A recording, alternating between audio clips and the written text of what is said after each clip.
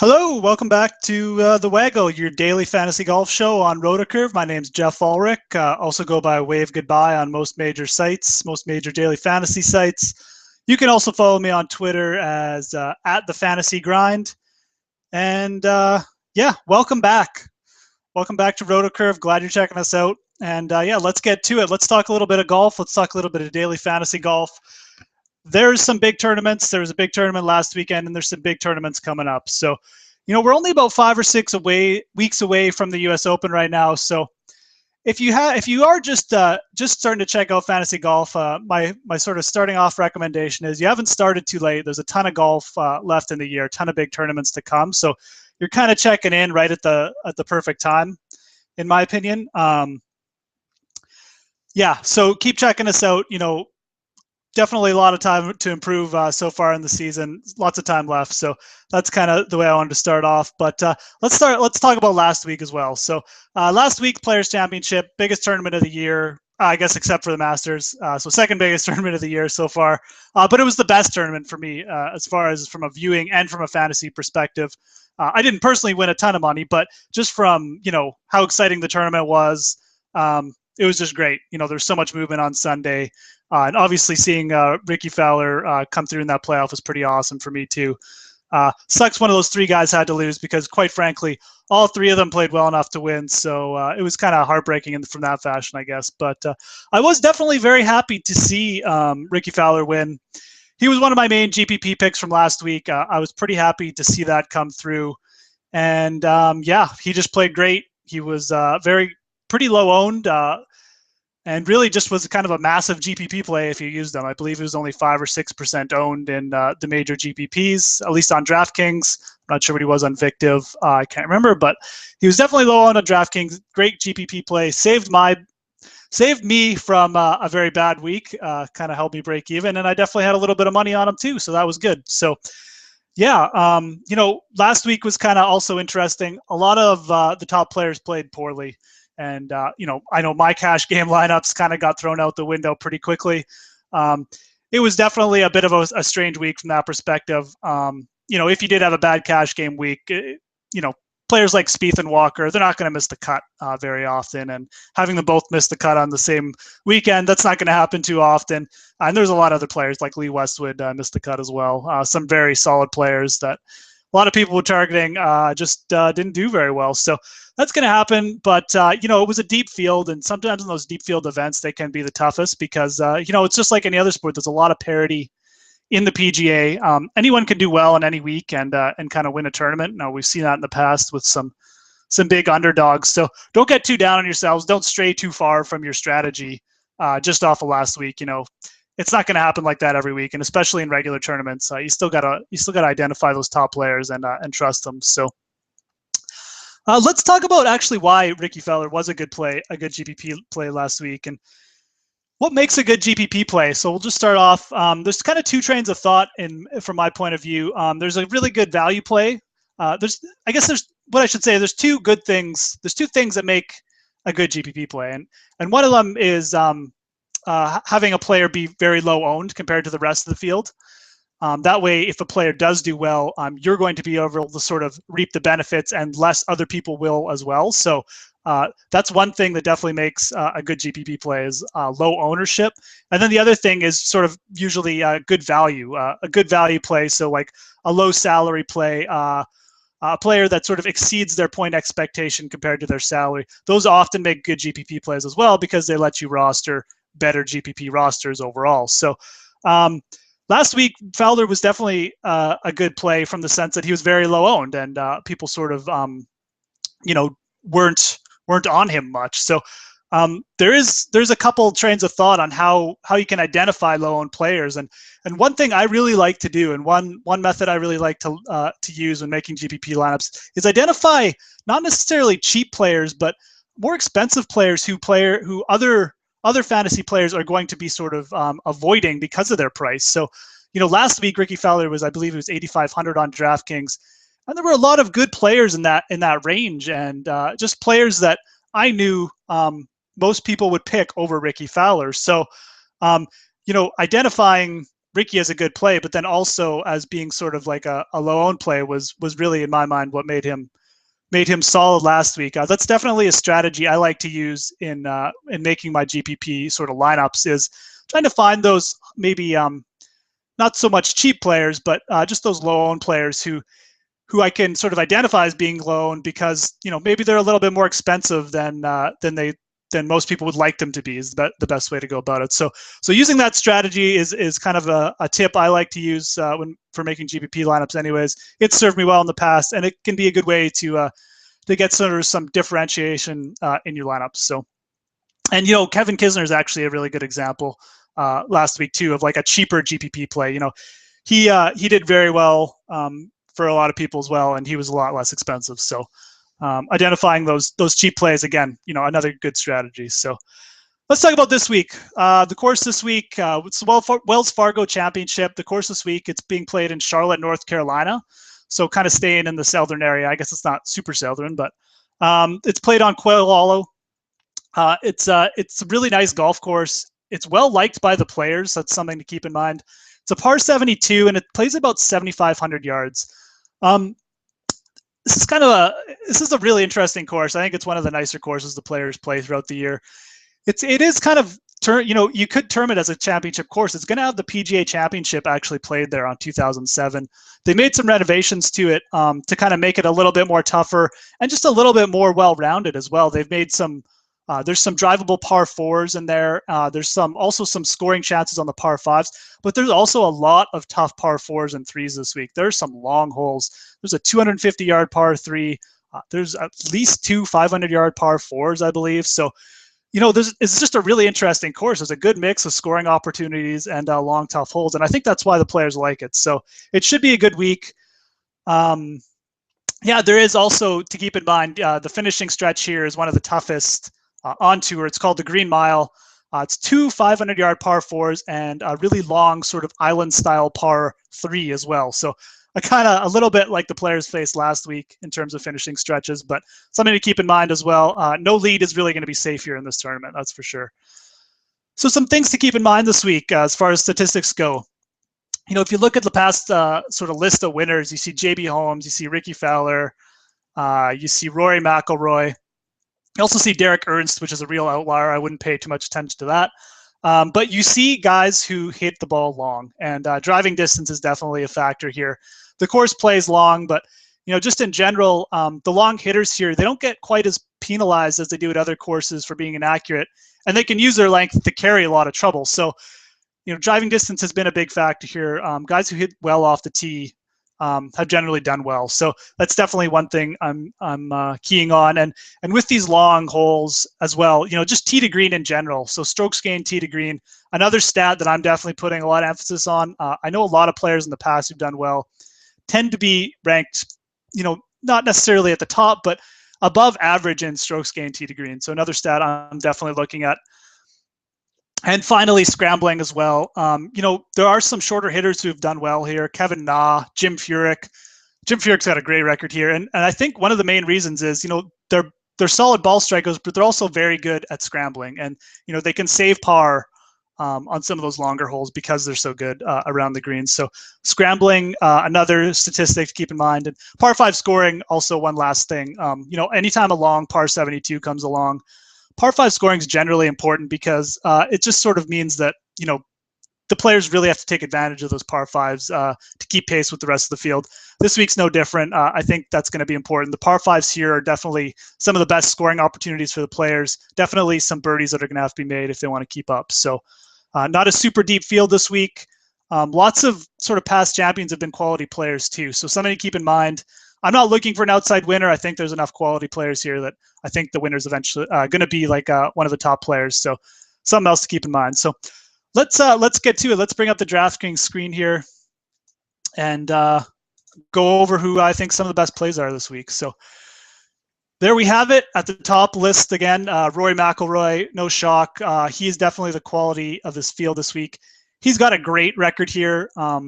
Rory does. He won this event, I believe it was back in 2010 or 2011. I can't remember, but he definitely has won this event. Has a great record here. This course sets up really well for him. He's obviously the best driver on tour.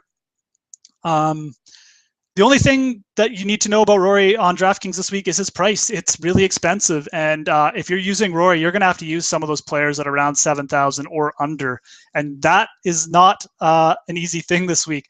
This is really tough pricing structure that has been released by DraftKings this week. So using Rory is not an easy task at all. You can build a lineup with him, but I'm still stuck on whether I want to use Rory for cash games. I'd really like to, but I just think that the better play might be to use some of the other players beneath him and build more balanced lineups. For Rory to pay off his salary, he's going to have to win the tournament. That doesn't mean that he can't do that. I actually think he's got a really good shot of winning this week, and he's played pretty well. There might be a little bit of burnout, but he just fits this course so well that it's hard for me to see him finishing less than a top 10 for sure. I think he's got a good chance to win. My only small worry is with burnout, but the price, it's just something you're gonna have to consider. I'll definitely have some GPP lineups with Rory. Not sure how much I'm gonna use him in cash. That's kind of the way I'm leaning this week. Yeah, so definitely a good play, but pricey. Stenson should fit this course, but he really doesn't have that great a record here. So something to keep in mind. I view Stenson as a good GPP play this week. I think he'll be low owned. He is pricey, but you can make good lineups with him. So I really like the way this fits Stenson from a statistical perspective. Great tee to green player, but I'm not going to use him a ton this week just because of past record. Jim Furyk, you have to love the consistency he offers, but I just feel like maybe he's a little bit burned out after his win and then playing last week as well and playing the World Match Play Championships. That's a lot of golf for a guy who's 44. I'm probably going to be off Jim Furyk for the most part this week. I love playing him because he's so consistent, but I just feel like there's some better higher ceiling options. And one of those guys is actually right beneath him, Hideki Matsuyama. Matsuyama really fits this course well from a statistical perspective as well. He kills the par fives, great in strokes gained tee to green on the year. He's got to be one of my top plays. Quite frankly, I almost like all these guys above 10,000 this week because I really like Phil Mickelson as well. He's got a great history. So I could see playing some of these players in all kinds of different lineups. I could definitely see Stenson as a good GPP play. Furyk as a decent cash game play, although I'm not going to be on him this week. And I really like Matsuyama and Mickelson just everywhere this week. I'll be using them in a bit of cash games and GPPs. Mickelson, 10 out of 10, making cuts here the past 10 years. I believe in that span, he's only finished out of the top 12 on a couple occasions. Has a runner-up here, has multiple top fives. He always seems to do well at this event, loves this course. And it sets up really well for Mickelson. He can drive it off the tee, not worry about being inaccurate. And he's got obviously a great game around the greens to sort of save par and make birdies on the par fives too. So this course sets up really well for Mickelson. He's always played well here. I am definitely going to have him in some lineups, and I'm definitely going to have Matsuyama in some lineups for the same reasons I just mentioned. Sets up well. He's been playing very well too. So that's kind of my thoughts on the top-tiered players this week. Like them all to some extent. Really like Mickelson and Matsuyama. So JB Holmes, last year's winner. This course sets up well for Holmes too. It's sort of sounded like a broken record, but he hits it so far. And he won on a very similar course this year as well, the Shell Houston Open. Very similar course to the one they're playing this week. So, I couldn't fault. I think JB Holmes will probably be highly owned as well. Just another player who fits the course well. Can use in cash games and GPPs this week. I think he's a little bit overpriced, but not to the point where you can't use him. So kind of my thoughts on JB Holmes. Bill Haas, a little bit too expensive for me, to be honest. He does have the game to play well here, and he's played well here in the past. I believe he was second here one year, actually. So, played very well last week. Just another player. I mean, to be honest, all these top players are in play for me this week, which kind of makes it difficult. But we'll talk about why it is going to be difficult because the rest of the field is pretty weak in a second. So Bill Haas, getting back to Bill Haas, consistent player, played well last week. Again, I couldn't fault anyone for using Bill Haas this week. I think he might actually make a good GPP sort of swerve off of JB Holmes. I think a lot of people will be on Holmes just because he's played so well this year and people like him because he gets a lot of fantasy points on par fives.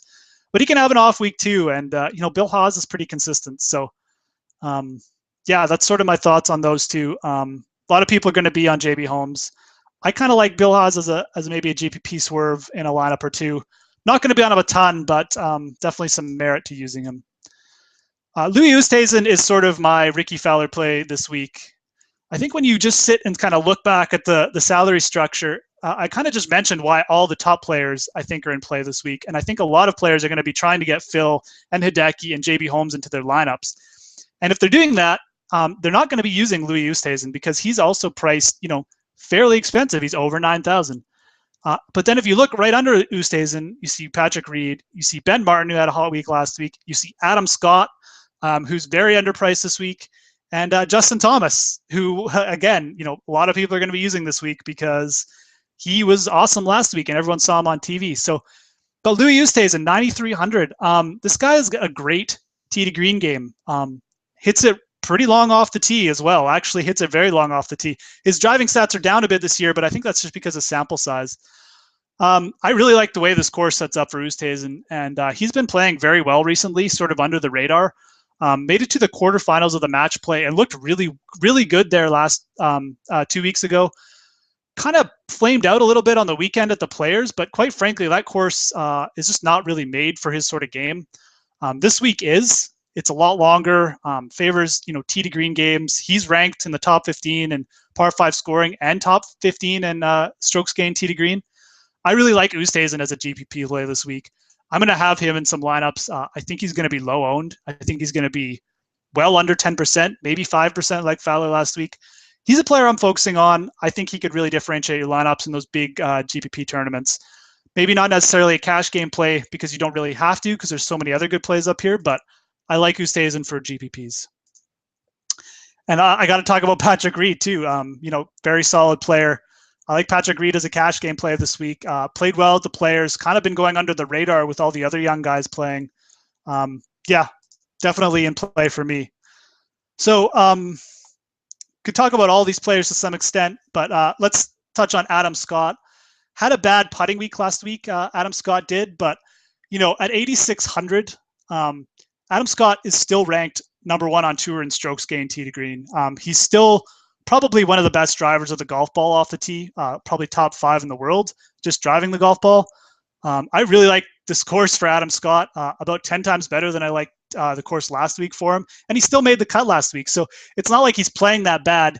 He's just not putting that great. But at 8,600, you can roster Adam Scott and still have a lot of flexibility. And for me, he's a must play in cash games this week. I like him for GPPs too.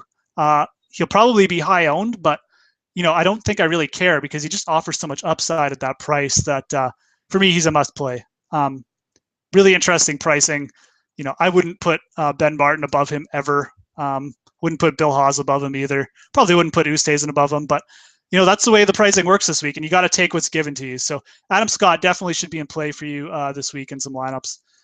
Webb Simpson, interesting GPP play for sure. He's got some local ties to this club. I believe he's a member of this club, actually. So knows it very well. Wouldn't be shocked to see him go well. So Justin Thomas and Daniel Berger, kind of the two young guns on tour that everyone likes right now. Course sets up really well for both of them. They both hit it long. They both play well on the par 5s. For my money, I'm going Daniel Berger this week. I think a lot of people will be on Justin Thomas.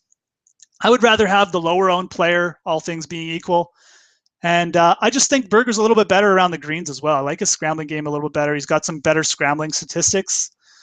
It's nothing against Justin Thomas. Both of these guys are probably going to win on tour one day. But I like Berger just as the overall statistical fit better this week. And I think he's going to be lower owned. So I like Daniel Berger this week a lot. Charles Howell, pretty consistent play. He's got a nice record here. I should just throw that out there. One other GPP play from the players over 8,000, Rory Sabbatini. He's got multiple top 10s at this event. Very inconsistent player, but when he does compete, he usually ends up in the top 10, if not the top 5. So kind of an interesting play at 8,200. He's going to be low owned again because of his price. He's not super cheap. I think a lot of people sort of gloss over him because of his price and choose to play people like Kevin Kisner instead, I wouldn't be shocked if Rory Sabbatini finished in the top 10 this week. He's very streaky, and when he starts playing well, he usually plays well for a couple weeks in a row. So I like his history of this event, and I like the way it fits his game as well, his long iron game and his driving off the tee as well. So definitely an interesting play for me and Rory Sabbatini. Got to talk a little bit about Kevin Kisner. This guy's been on a roll. 2 seconds in his last 3 events. Just playing really solidly tee to green. I really like him as a player. I don't think that this course sets up great for him. That being said, he did finish 6th here last year. Pretty hard to ignore. I think he's going to be super highly owned this week. I think a lot of people are going to try and get him in their lineups. I don't know. I'm kind of waiting on him for a better course fit. I still will have some exposure to Kisner. I don't think he's a must play this week personally. At the same time, I don't want to turn people off because I could see him continuing his good play and having another huge finish. It could really go either way this week. He could kind of have an off week after being so close, or he could just keep on trucking and maybe even get his first win this week. So it's a tough call. At 8,100, he's definitely affordable. There are some plays I like almost as much as him. Just mentioned Sabbatini, but also some guys under him. So Kevin Kisner, going to be highly owned. I wouldn't recommend fading him completely.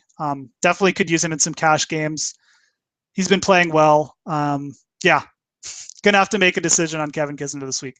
I'm not going to be using him a ton, but I'm definitely going to have some exposure to him. So rolling on down here, Hunter Mahan at 7,900.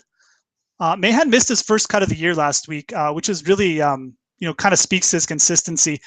He's made his last 7 of 7 cuts of this event. Doesn't have any huge finishes, but I really like the consistency he brings. He played very well at the World Match Play Championships. So someone to keep in mind, Hunter Mahan at 7,900. I think he's a really good bargain. Definitely someone I'll have some exposure to, probably in all sorts of lineups as well. Kind of moving on down. This is where the pricing gets really strange. There's some not so good players priced fairly highly this week, as we'll see. Scott Brown at 7,800, Billy Hurley III. Guys I'll be ignoring for sure. A couple of players I will mention. Sangmoon Bae is a really talented young player. He's been playing okay the last couple of weeks, his last couple events. Kind of an interesting player for me at 7,800. I might use him a little bit. The player I like better at 7,800 this week, though, is Gary Woodland. Woodland obviously played amazing 2 weeks ago and then played awful last week. But, the course last week does not suit Woodland's game. And, you also have to kind of attribute it a little bit to possibly a little bit of burnout from his second place finish at the World Match Play Championship. So this week, the course fits Woodland great. He's one of the longest drivers on tour, top 10 in driving distance. And he's made the cut at this event all 3 times he's played. So, Woodland obviously flamed out with kind of a very bad showing last week. He went 79, 74. Didn't play great at the Masters either, but he did play well at the Match Play Championships, and that was 2 weeks ago. So I think Woodland could really show some good form here again this week. I really like the way the course sets up for Woodland this week. At 7,800, I'm definitely going to take some chances with him. I think he could really flash again, and I wouldn't be shocked if he played well and finished like top 20, top 10 again, maybe even better. So definitely a talented enough player to do that. And I think we're going to see his game come around soon enough. So I like Woodland a lot. 7,800 offers you some flexibility for sure. So going down here, you can see some of these players just should not be ranked this highly. Scott Stallings been awful lately, although this course does sort of suit Scott Stallings a bit. Jonathan Bird has a nice record here, but it's 7,700. I'll pass. Padraig Harrington has not been good lately. Mike Weir at 7,600, sort of a joke. I don't know what happened there. Andrew Putnam again.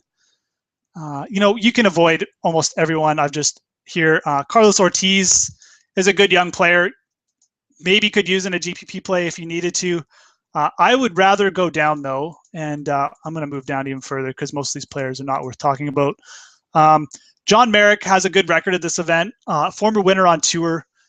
I would take him over pretty much any player we just sort of scrolled down over in this price range.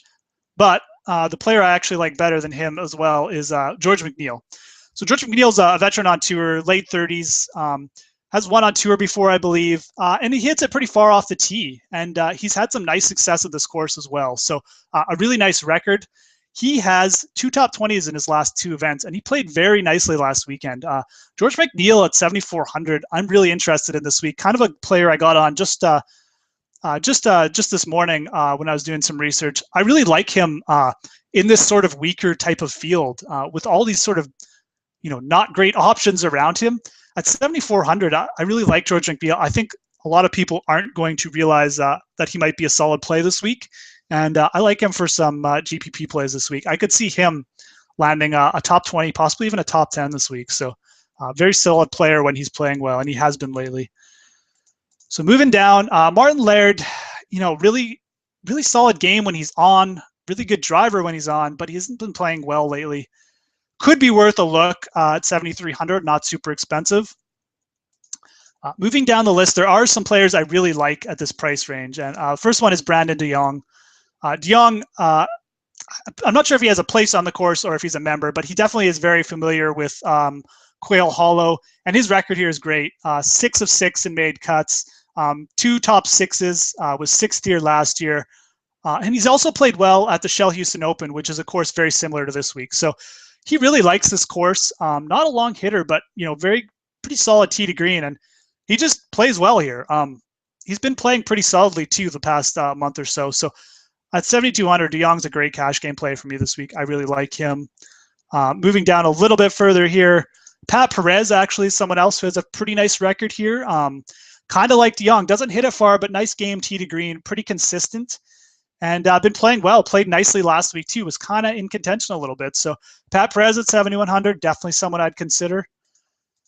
DA Points, actually, again, someone who has a nice record at this event and a nice record at Shell. He's won at Shell, and he's actually been second at this event. So inconsistent player, but this week in this weak field and at 7,100, I kind of like DA Points a little bit, maybe for some GPP action. Again, a player most people will sort of skip over. Not a bad option, really, DA Points. So kind of come on to just consider maybe for a GPP lineup if you need to go that way at this price. One of my favorite plays this week, without a doubt, Jason Kokrak. I'm going to bring up his player card. At 7,100, he is actually underpriced this week, which is not many players are underpriced this week, but he is, in my opinion. He hits it miles off the tee, and he is ranked really highly in par 5 scoring. He actually is another player with kind of connections to this course. So he knows this course well, and he's progressed well at this event as well. Made the cut both times. Was actually in contention here one year, but shot 80 in round 4. So he's okay. He's at 7,100. He's definitely my favorite play at this price range. Consistent player. You look. He's got 2 top 10s there back in that's like February or March, but also 2 top 20s in his last 4 events. So didn't make the cut last week, but like Gary Woodland, that the TPC Sawgrass just doesn't suit his style of game. And I'm not worried about his miscut at all last week. I think Kokrak's the best value play of the week at 7,100. There's probably gonna be a lot of people on him, but so what? You have to take advantage of him this week because this field is just it's just too weak. So Morgan Hoffman, actually another really good young player, didn't play well last week, which kind of shocked me, but again, this week actually sets up well for him. He hits it long off the tee as well. So I like him actually not as much as I like Kokrak, but he's definitely a player for me at 7,100. He's played solidly. If you look past his miscut last week, he's played very solidly and not someone you should overlook. Morgan Hoffman, good young player. I really like him a lot too. So moving down, Johnson Wagner. Another player with some connections to this course and another player who's played well at Quail Hollow and well at the Shell Houston Open. So, again, not a consistent player, but a player I'll have a little bit of exposure to this week, especially in GPPs, because he tends to pop up at this event, and he's actually played fairly solidly the last month. So actually almost won the Shell Houston Open this year. So, Johnson Wagner, 7,000 in this weak field, in play for me this week, most definitely. So let's kind of roll down the field here. Carl Peterson actually should be mentioned. Nice record at this event. Not super consistent, but somebody you might want to check out for sure. Can't ignore a guy who's made 7 of 8 cuts here or something. So Carl Peterson kind of in play. Moving on down here, you can really see how weak the field gets under 7,000. I don't like a lot of these players. Derek Ernst here has won before. You might want to throw him in a lineup or two, just banking on the fact that he's played well here before. And he did actually play well here when he was defending his title in 2014 as well. I think he top 20 or top 25. So, considering the weakness of this field, I could see that. One player I really like under 6,500 is James Hahn. Hahn is just consistent this year. And quite frankly, he's a little bit underpriced this week too, which is good because we need some underpriced players because most people are overpriced. So, Hahn finished 30th last week at a tough course. That's good. He missed the cut at the Masters, but that was his first Masters. So what? He won the Northern Trust Open. He's just got really solid stats this year. He's sort of solid in every category. Not a super long hitter, but not a short hitter either. Solid tee to green. At 6,500, James Hahn is easily, for me, the most consistent player in this group, without a doubt. So I'll have some James Hahn exposure this week. Steve Wheatcroft, kind of an interesting play. I believe he hits it fairly long off the tee, so it could be useful here. And I believe he's made a couple cuts here as well. So I believe he's played here twice and made the cut both times.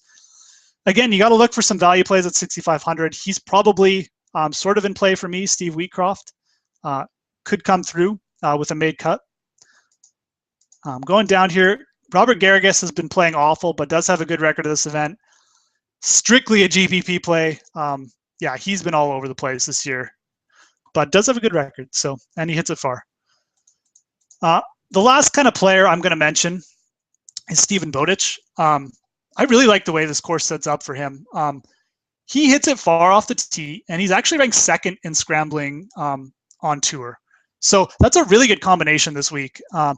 His victory on tour came at the Valero Texas Open last year, and it's kind of a similar course. You need to be long off the tee, but you also need to scramble well. So, he played well at the Zurich Classic, another sort of longer par 72, and he's actually had a couple decent results here, even though he's played poorly most of the year. So another player I don't really put too much stock in his missed cut last week because of the course, but he's a player who might be gaining some confidence, and I think he fits this course pretty well considering how weak this field is. Bowditch for me at 6,200, I'm going to be actually using him this week because there's no one else I trust at this price range. Tony Finau, a good young player, but really inconsistent. He could pop this week. I don't trust him, but at 6,200, probably worth a GPP look. Definitely has distance off the tee, so sets up well in that regard. Patrick Rogers, good young player, but been playing on the web.com a lot. Hasn't even been playing that great lately, so hard to trust him. That's about it for me for this week. It is barren after 7,000 this week. There's not much to look at, not too much to like for sure. So, yeah, that is about it this week as far as going through the DraftKings salaries. As you can see, there's a lot of talent at the top this week. There's a lot of players to like. You got Matsuyama up there, you got Stenson, you've got McIlroy. Phil's here. Phil has a great record this event. A lot of those top players worth playing, but you want to play some of those players together, you got to go low, and some of those players under 7,000, hard to trust. It's kind of like picking a name out of a hat, which is never good. So I would recommend trying to create some balanced lineups. Really target some of those stronger value plays this week. Cochrack's going to get a lot of action for me. Brandon DeYoung is going to get a lot of action for me. Plays like that, because that's the only way I can justify getting those top players in my lineup. So that is the way it's looking this week, guys. Try to target distance, obviously, over accuracy. Try to avoid going under 7K in your cash games. That's definitely something to do. And definitely take some gambles though. There are some interesting GPP plays this week. So especially if you're making lineups with Rory, don't be afraid to sort of go out of the box, because you kind of have to if you want to use them. So don't forget to check out DraftKings and Invictive this week too. DraftKings, obviously the Million Makers coming up soon for the US Open. Qualifiers already running. You can qualify for $5 satellites, $3 satellites, $20 buy-in for the Millionaire Maker. That's coming up soon, and there's a live final too coming up, so which is really cool. Right now they have $1,000 buy-ins, but I believe they're gonna have some $33 ones in the future. I'm hoping they do, so take a look out for that. Lots of fantasy golf too. There's a 150K guarantee tournament, so lots of fantasy golf action as usual. It's great to see it keep going. Lots of momentum. I love it. And keep checking out RotoCurve as well. The form's going there. If you like baseball, RotoCurve's got a lot of that too. So always looking to reduce your learning curve there at RotoCurve. It's a great site. Check it out, and check me out next week too. So I'll be back. I believe it's the Colonial Tournament next week. And yeah, good luck this week, and I'll talk to you guys later. Thanks.